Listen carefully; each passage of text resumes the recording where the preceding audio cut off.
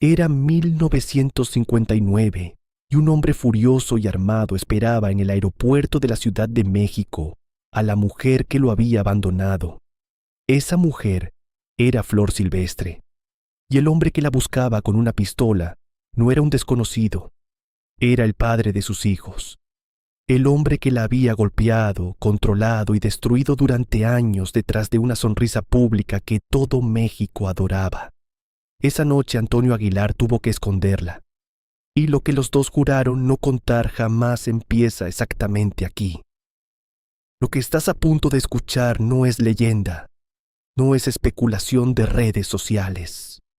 Es la historia documentada, registrada en expedientes judiciales y en páginas de periódicos mexicanos de los años 50 y 60, de cómo dos de los artistas más queridos de la época de oro del cine nacional vivieron en silencio una de las historias más oscuras y más humanas que este país ha producido. Una historia de violencia doméstica encubierta por la fama, de un amor que tuvo que esperar casi una década para poder existir, de un hombre que usó a sus propios hijos como instrumento de venganza durante 20 años, y de una mujer que cantaba sobre el amor en los mejores escenarios del país, mientras cargaba una herida que México no supo que tenía hasta mucho tiempo después. Quédate hasta el final, porque lo que Antonio Aguilar prometió esa noche del aeropuerto y lo que tardó en cumplirse es la parte de esta historia que ninguna entrevista de la pareja jamás contó completa. Para entender todo lo que ocurrió en ese aeropuerto, hay que ir 9 años atrás. Hay que ir a 1950, a la Ciudad de México de la posguerra, que en esa época vivía uno de sus momentos más brillantes. El cine mexicano era el más importante de América Latina. La radio llenaba las casas con voces que se convertían en parte de la familia. Y en la emisora XW, que en ese entonces era el centro del universo del espectáculo nacional, trabajaba una mujer joven que ya había aprendido a llenar cualquier espacio en que se parara solo con su presencia. Se llamaba Guillermina Jiménez Chaboya. El mundo la conocía como Flor Silvestre. Tenía 20 años.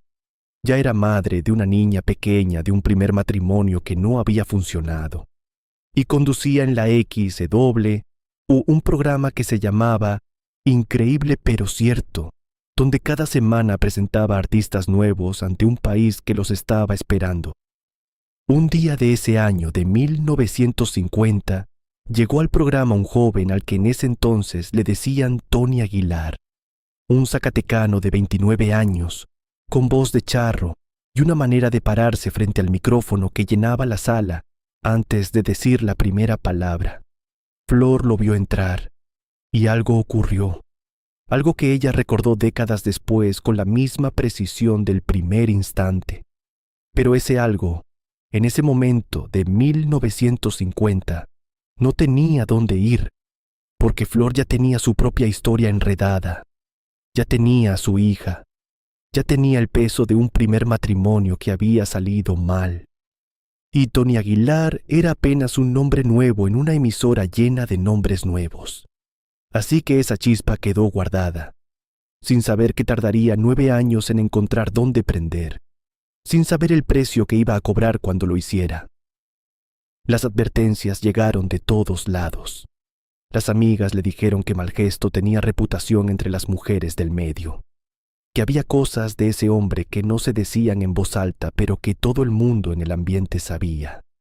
Flor Silvestre escuchó todo eso y se casó de todas formas, en 1953, con la convicción de quien cree que el amor es más fuerte que cualquier advertencia, con la esperanza de quien todavía no ha aprendido que algunas personas no cambian sin importar cuánto los quieras.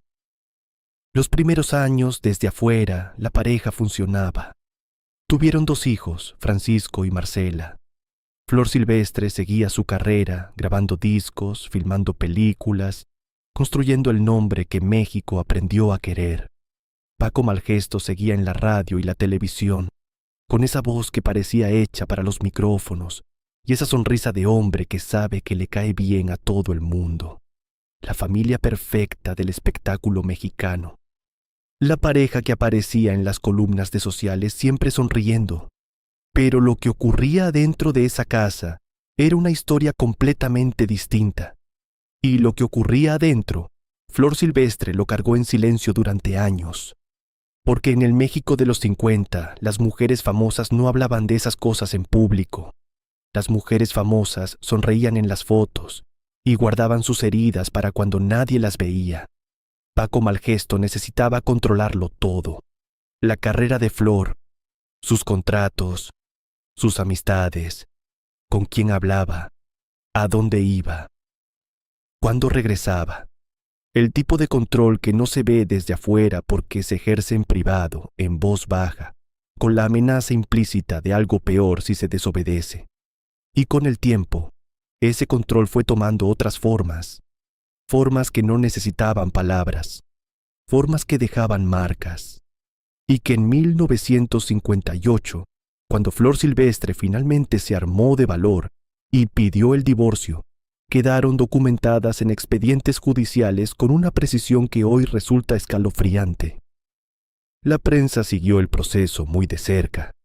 Era 1958. El divorcio de dos figuras públicas era un espectáculo que los periódicos no iban a dejar pasar. Y lo que encontraron no era la separación tranquila de dos personas que simplemente ya no se amaban. Lo que encontraron fue esto. Flor Silvestre no pudo presentarse a varias audiencias judiciales. En cada una de esas ausencias, presentó un certificado médico. Un certificado que daba fe de lesiones graves. Lesiones que, según el documento, habían sido causadas por Paco Malgesto, el padre de sus hijos. El hombre que la ciudad entera escuchaba en la radio y veía en la televisión como si fuera un amigo de la familia. El locutor simpático de la voz bonita y la sonrisa segura. ¡Híjole! ¿Cuántas historias viven escondidas detrás de una sonrisa pública?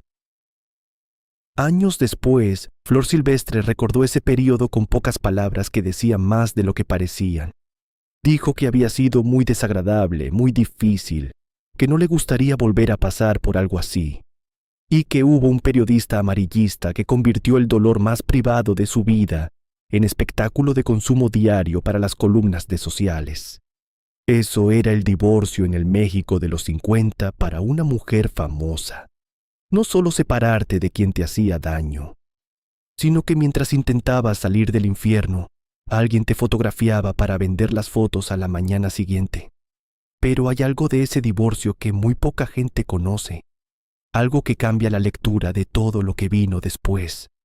Flor Silvestre presentó pruebas, presentó el certificado médico, presentó su declaración ante el Ministerio Público, hizo todo lo que el sistema le pedía que hiciera para demostrar lo que había vivido adentro de esa casa, y el juez le dio la razón en cuanto a la causa del divorcio. La separación se aprobó. Pero cuando llegó el momento de decidir quién se quedaba con los hijos, el mismo sistema que había reconocido la violencia cometida contra ella, falló a favor de Paco Malgesto. El juez le dio la patria potestad de Francisco y Marcela a él, al hombre que la había lastimado, al hombre cuyo nombre aparecía en ese certificado médico. Así funcionaba la justicia en el México de 1958 para las madres que tenían el atrevimiento de dejar a sus maridos. Y Paco Malgesto, que conocía exactamente dónde estaba el dolor más profundo de Flor Silvestre, usó esa sentencia con la precisión de alguien que lleva tiempo planeando su venganza.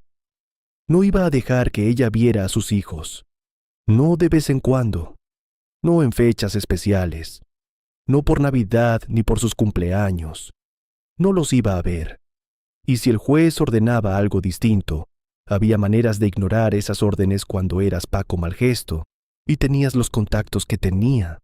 Francisco y Marcela Rubiales desaparecieron de la vida de su madre, no de golpe, sino de la manera más cruel que existe, despacio, sistemáticamente, como quien cierra una puerta y pone 3 llaves y se guarda las 3 en el bolsillo. Piénsalo un momento. Una mujer que en esa época llenaba los mejores teatros y auditorios del país, que grababa discos que sonaban en cada casa de México, que filmaba películas que la gente iba a ver una y otra vez. Esa misma mujer no podía abrazar a sus propios hijos, no podía llamarlos por teléfono sin que hubiera consecuencias. No podía aparecer en su puerta sin arriesgarse a que Malgesto usara esa visita para pedir otra medida judicial en su contra. Eso duró 20 años. 20 años en que Flor Silvestre tuvo que aprender a vivir con ese hueco. A subir a un escenario a cantar mientras adentro cargaba algo que no le podía contar a nadie, porque contarlo implicaba arriesgar lo poco que le quedaba. Los veías a escondidas. Eso ella misma lo confirmó en una entrevista años después. Se ingeniaba. Buscaba los momentos en que Malgesto no estuviera cerca o no pudiera enterarse. Aparecía cuando no la esperaban. Mandaba mensajes que llegaban por caminos que él no controlaba del todo. Hacía lo que hace cualquier madre a quien le quitan a sus hijos sin razón suficiente. Lo que puede, con lo que tiene, sin decírselo a nadie que pudiera usarlo en su contra. Y luego subía al escenario y cantaba, con esa voz que México no merecía del todo, aunque no lo supiera. Hay algo en esa imagen que no cabe en ninguna columna de sociales, que no cabe en ninguna foto de archivo. Una mujer aplaudida por miles que volvía sola a un cuarto de hotel y pensaba en 2 niños que su exmarido le impedía ver. Eso es lo que México no supo durante décadas. Eso es lo que Flor Silvestre nunca puso en palabras completas. Porque había aprendido que algunas cosas, si las nombras en voz alta, duelen más. Ahora hay que hablar de Antonio Aguilar, porque mientras todo esto ocurría con Flor, Antonio tenía su propio laberinto que resolver, y lo que hizo dentro de ese laberinto es una de las partes más difíciles de entender de toda esta historia. No porque fuera un acto de maldad, sino porque fue un acto de un hombre que estaba desesperado y que tomó la peor decisión posible en el peor momento posible. Y las consecuencias de esa decisión afectaron a alguien que no tenía nada que ver con nada de lo que él estaba sintiendo. Antonio Aguilar llevaba años enamorado de Flor Silvestre, desde 1950, desde ese programa de radio donde la vio por primera vez. Pero Flor estaba casada, primero con el padre de su primera hija y luego con Paco Malgesto. Y Antonio era un hombre de principios que no cruzaba ciertas líneas. Así que mantuvo la distancia. Trabajó con ella, compartió escenarios y rodajes. La fue conociendo de a poco, en los márgenes de todo lo que no podía ser. Y esperó, con la paciencia enorme que tienen los hombres que saben que no tienen otra opción más que esperar. El momento llegó en 1957, en el rodaje de la película El Rayo de Sinaloa. Flor ya estaba separada de Malgesto, aunque el divorcio todavía no era definitivo. Y Antonio y ella estaban filmando juntos en un rancho con caballos, con el sol de Sinaloa y con 7 años de espera encima. Flor recordó ese día con la precisión de quien ha repasado ese momento miles de veces. Estaba en las caballerizas, dándole agua a su caballo. Antonio llegó por detrás y le dio un beso en el hombro, en la blusa escotada que traía ese día. Un beso breve, silencioso, sin pedir permiso ni dar explicaciones. Y Flor Silvestre dijo que en ese instante exacto todo lo que había entre ellos cambió de nombre, que sintió algo que no había sentido antes, que se preguntó a sí misma qué era eso que acababa de pasar en su pecho, que dijo para adentro, ¿qué es esto? Caray. Un beso en el hombro en las caballerizas de un rodaje en Sinaloa. Y 7 años de espera encontraron su respuesta en 2 segundos. Pero el amor, cuando llega después de tanto tiempo esperando, raramente llega sin complicaciones. Y lo que ocurrió a continuación es la parte de esta historia que Antonio Aguilar nunca explicó completamente en público. La parte que Flor Silvestre sí contó, años después, con una mezcla de comprensión y de tristeza que decía más que las palabras mismas. Antonio y Flor tuvieron una pelea. No se sabe qué se dijeron. No quedó registrado. Solo quedó lo que Antonio hizo inmediatamente después de esa pelea. Ese mismo año de 1958, en un impulso que Flor Silvestre describió décadas después sin encontrar otra palabra que despecho, Antonio Aguilar se casó con otra mujer, con Otilia Larrañaga, una actriz y bailarina de la época de oro del cine mexicano, a quien había conocido años antes en la XEW, con quien había filmado 2 películas, y con quien tenía una historia previa que nunca había terminado del todo. En un momento de dolor y de orgullo herido, Antonio la llamó y se casaron. Flor Silvestre lo supo, y lo que sintió en ese momento, nadie lo documentó, pero es posible imaginarlo. Una mujer que acababa de salir de un matrimonio donde había sufrido violencia, que había perdido la custodia de sus hijos en un juzgado, que estaba en el momento más frágil y más sola de su vida, y que el hombre del que se había enamorado acababa de casarse con otra porque habían tenido una pelea. De veras, la vida a veces no tiene ninguna compasión. Pero ese matrimonio de Antonio con Otilia Larrañaga duró exactamente lo que dura un hombre en darse cuenta de que tomó la decisión más equivocada de su vida. Menos de un año. Flor Silvestre lo dijo así, sin rodeos, en una entrevista que dio años después. Él casi no vivió con su mujer. Más bien se casó por despecho un día que nos enojamos, pero no vivió con ella. Así de claro, sin adornos. La mujer que lo conoció mejor que nadie, contando en una frase la historia de un matrimonio que existió por orgullo y terminó por amor. Pero hay algo de ese matrimonio fugaz que nunca quedó completamente resuelto. Algo que los medios de la época mencionaron en voz baja y que la familia nunca confirmó ni desmintió con claridad. Se dijo que Otilia Larrañaga quedó embarazada. Se dijo que el bebé nació. Y se dijo que ese bebé murió a los pocos días de nacer. Un niño o una niña que vivió apenas un par de días y que algunos dijeron que se llamaba José Antonio Aguilar Larrañaga. Eso nunca fue confirmado oficialmente. Ningún miembro de la familia lo mencionó directamente. Y ese silencio, que en cualquier otra historia sería solo un detalle sin resolver, en el contexto de todo lo que rodeó a estas personas, pesa de una manera distinta. Porque si ocurrió, si ese bebé existió y murió en cuestión de días, entonces lo que Antonio Aguilar hizo por despecho no lastimó solo a Flor Silvestre. Lastimó también a Otilia Larrañaga, que no había hecho nada más que responder cuando la llamaron. Y eso es algo que esta historia carga sin nombrarlo. Un peso que nunca encontró su lugar en ninguna entrevista ni en ningún reportaje. Si llevas tiempo siguiendo este canal, ya sabes que aquí no nos quedamos con la versión bonita. Dale like y suscríbete para no perderte ninguna historia que México prefirió no contar en voz alta. Antonio Aguilar se divorció de Otilia Larrañaga en 1959 y volvió a donde siempre había querido estar desde 1950. Volvió a Flor, sin grandes declaraciones, sin las frases elaboradas que los artistas suelen preparar para estas situaciones. Simplemente volvió. Y Flor Silvestre, que tenía todas las razones del mundo para cerrarle la puerta, no lo hizo.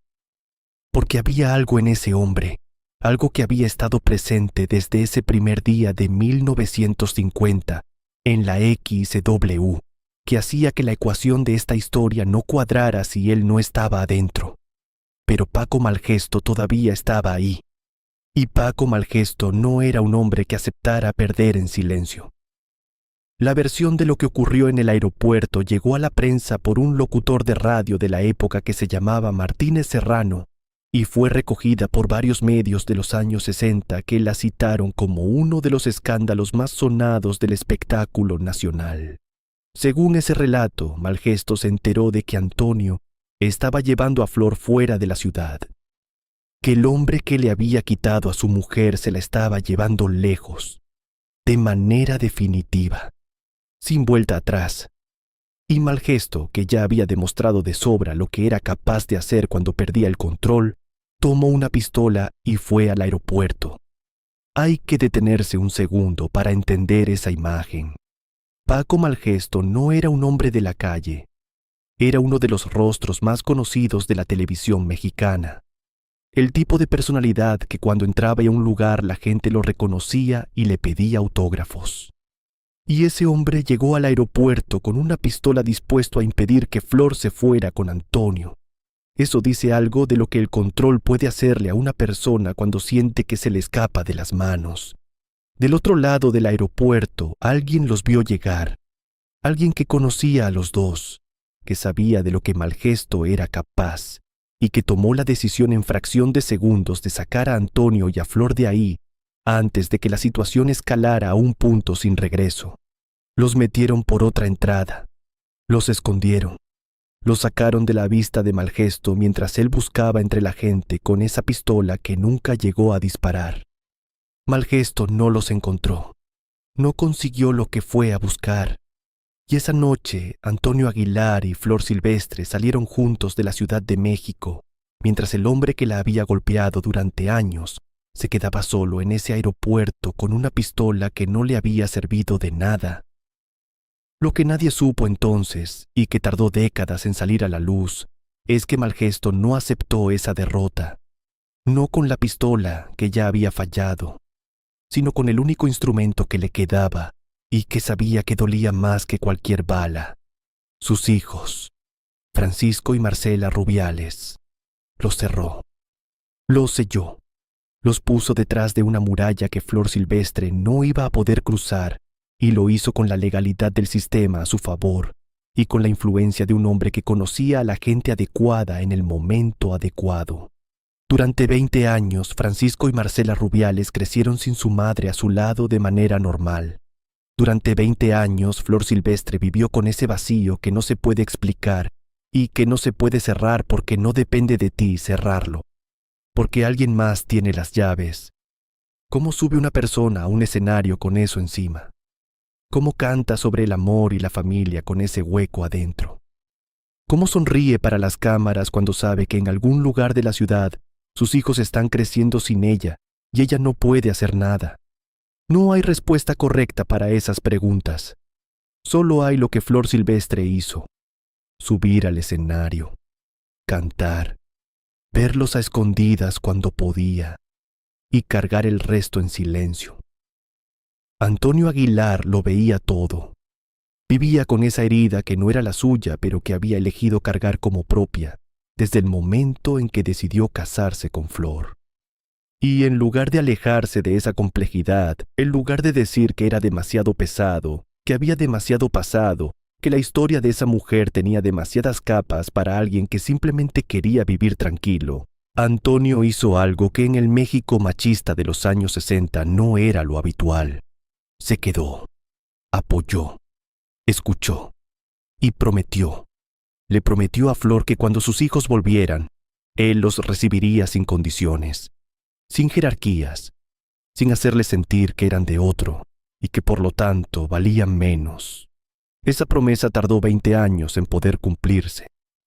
20 años en que Antonio Aguilar tuvo que ver a la mujer que amaba cargar un dolor que él no podía resolver. 20 años en que lo único que podía hacer era estar ahí, sin pretender que eso era suficiente, sin pretender que su presencia cerraba lo que Malgesto había abierto.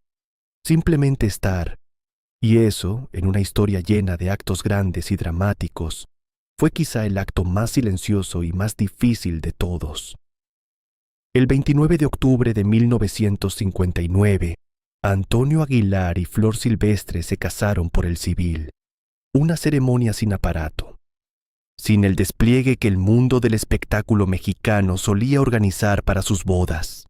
Simplemente dos personas que habían pasado demasiado para necesitar el espectáculo, que habían perdido demasiado en el camino para convertir su unión en otra función de teatro.